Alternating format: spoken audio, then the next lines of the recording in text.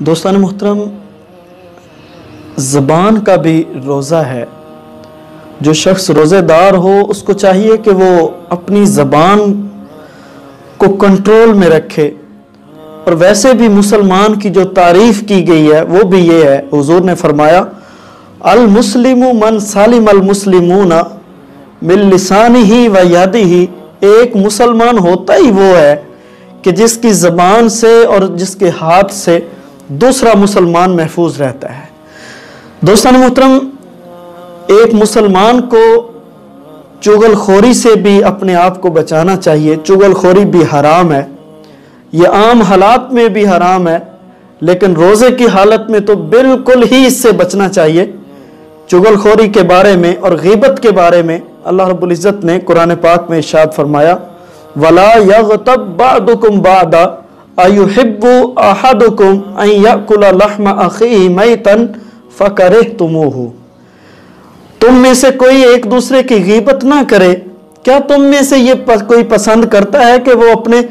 مردار بھائی کا گوشت کھائے؟ یقیناً تم میں سے کوئی اس کو پسند نہیں کرے گا۔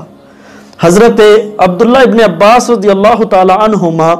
حدیث پاک کے راوی ہیں، مشکات المصابیح میں یہ حدیث پاک موجود ہے۔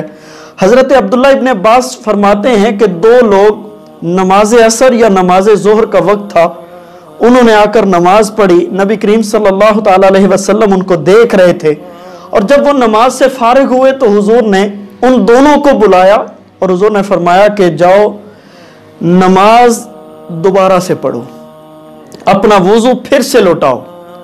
اور روزے کو توڑنا نہیں لیکن کسی دن اس روزے کی بھی قضا کر لینا۔ ان دونوں صحابہ نے عرض کی یا رسول اللہ صلی اللہ تعالی علیہ وسلم، ہم میں سے کسی کا روزہ بھی نہیں ٹوٹا اور ہم میں سے کسی کی نماز کے جو بظاہر ٹوٹنے کے اسباب ہیں وہ بھی ہم میں سے کسی کے نہیں ہوئے،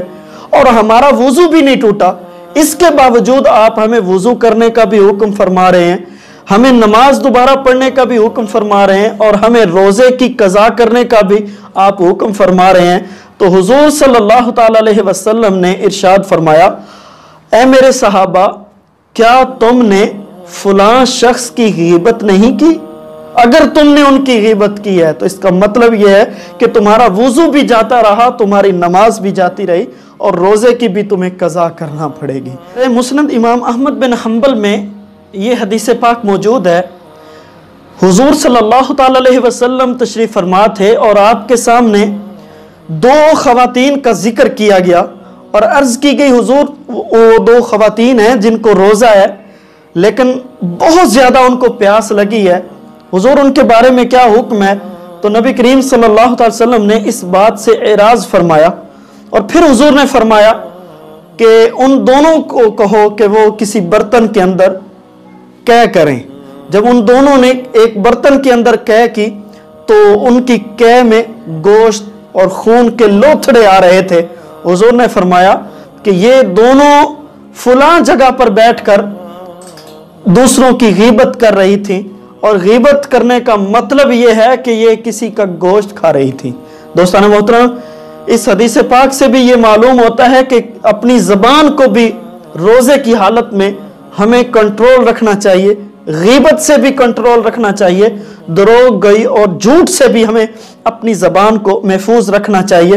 حضرت ابو عبیدہ بن جراح رضی اللہ تعالیٰ عنہ اس حدیث کے راوی ہیں، فرماتے ہیں کہ نبی کریم صلی اللہ تعالیٰ علیہ وسلم نے ارشاد فرمایا کہ قیامت والے دن روزہ جو ہے یہ مسلمان کے لیے ڈھال بن جائے گا اگر مسلمان نے اس کو پھوڑا نہیں ہے۔ تو صحابہ نے عرض کی یا رسول اللہ صلی اللہ علیہ وسلم، روزے کو کیسے پھاڑا جا سکتا ہے؟ تو حضور نے فرمایا بِكِذْبٍ أَوْ غِيبَةٍ، روزہ پھٹتا اس طرح ہے کہ اگر روزے کے دوران کوئی شخص غیبت کرتا ہے اور چوری اور چغل خوری کرتا ہے اور جھوٹ بولتا ہے تو حضور نے فرمایا بِكِذْبٍ أَوْ غِيبَةٍ، کذب یعنی جھوٹ اور غیبت کے ذریعے روزہ جو ہے وہ پھٹ جاتا ہے، اور جب روزہ پھٹ جائے تو یہ روزہ قیامت والے دن انسان کے لیے ڈھال نہیں بن سکے گا۔ تو دوستان محترم، اس سے معلوم یہ ہوتا ہے کہ روزہ صرف اس بات کا نام نہیں کہ ہم کھانے پینے اور حقوق زوجین سے اپنے آپ کو محفوظ رکھیں، عمل زوجین سے اپنے آپ کو محفوظ رکھیں۔ صرف روزہ اسی چیز کا نام نہیں ہے، بلکہ روزہ یہ ہے کہ ہم روزہ رکھ کے ان امور کے ساتھ ساتھ وہ چیزیں جو ممنوعات شرعیہ ہیں، جن کو شریعت نے منع کیا ہے، ہم ان چیزوں سے بھی اپنے آپ کو محفوظ رکھیں۔